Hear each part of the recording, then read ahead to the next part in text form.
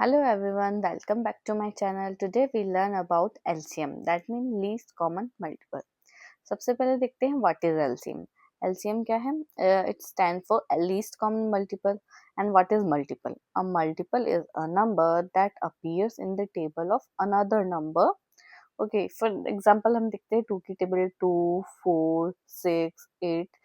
ये 2 की टेबल है, तो यहाँ पे ये 4, 6, 8 है, वो क्या है 2 के मल्टीपल्स हैं जो इसकी टेबल में आ रहे हैं। हम कॉमन मल्टीपल्स क्या हो गए, हम 3 की भी टेबल लिख लें, जैसे 3, 6, 9, 12 एंड सो ऑन।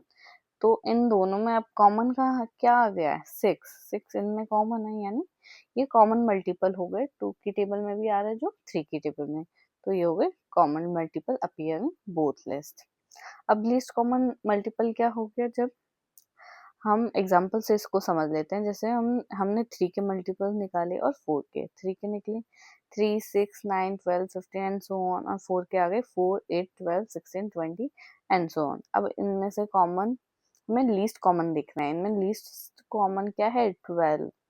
12 क्या हो गया यहाँ पे, एलसीएम ऑफ 3 एंड 4, तो ये हो गया इसका एलसीएम। अब मेथड देख लेते हैं एलसीएम फाइंड करने के। First is listing multiples, example से समझते हैं। Find LCM of 5 and 6। तो सबसे पहले आपको लिस्टिंग कर लेनी है मल्टीपल्स ऑफ 5 एंड 6 के।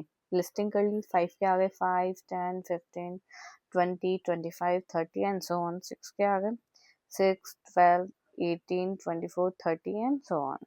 अब हमें इन दोनों में से कॉमन मल्टीपल्स लिख लेने हैं, तो हो गए 30, 16, 19, ये सब इनमें कॉमन आ गया। अब हम क्या देख लेंगे, इनमें से अब सबसे मिनिमम क्या है, मिनिमम क्या है 30, तो लीस्ट कॉमन मल्टीपल यानी एलसीएम हो गया 30। और टिप क्या है, इस मेथड को आपको यूज करना है स्मॉलर नंबर्स के लिए। अगर एलसीएम हमें छोटे नंबर्स का निकालना है तो हम लिस्टिंग मल्टीपल्स यूज करेंगे। मेथड है प्राइम फैक्टराइजेशन मेथड। तो एग्जाम्पल से देखते हैं, फाइंड एलसीएम ऑफ 12 एंड 15। तो इसको सबसे पहले हमें करना है क्या, prime factorisation of both numbers. 12 का हो गया 2, 2 एंड 3, 15 का आ गया 3 and 5। Take each prime factor the maximum number of time it appears. यहाँ पे क्या है, 2 दो बार आ रहे हैं, 3 आया दोनों में ही एक बार है, तो एक ही बार लिखेंगे। 5 भी एक बार है, तो इन सबको हमने एक साथ लिख लिया। 2 multiply by 2 multiply by 3 multiply by 5, और आ गया हमारे पास 60।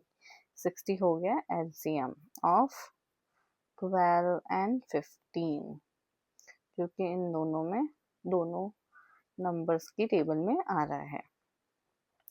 अब third method is division method. तो इसके सबसे सिंपल मेथड भी है ये, और इसी को हमें ज़्यादा यूज़ करना है।